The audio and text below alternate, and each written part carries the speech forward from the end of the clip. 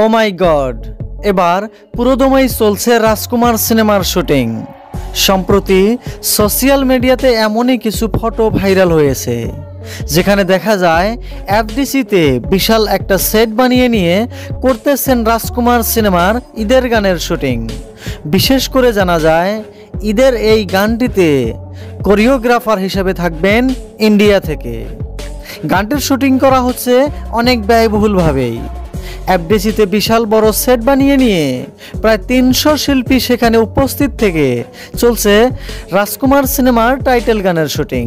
পরিচালক হিমেল আশরাফ বলেছেন, এই রাজকুমার সিনেমার ঈদের গানটি প্রিয়তমারও রেকর্ড ভাঙবে। সুপ্রিয় দর্শক, রাজকুমারেও থাকবে ঈদের ধামাকা গান। ঈদের এই গানের জন্য আপনারা কতটুকু এক্সাইটেড হয়ে আছেন তা কিন্তু জানাতে পারেন ভিডিওর নিচে কমেন্ট বক্সে। আর অবশ্যই ভিডিওটি ভালো লাগলে একটি লাইকও করে দিবেন। ধন্যবাদ।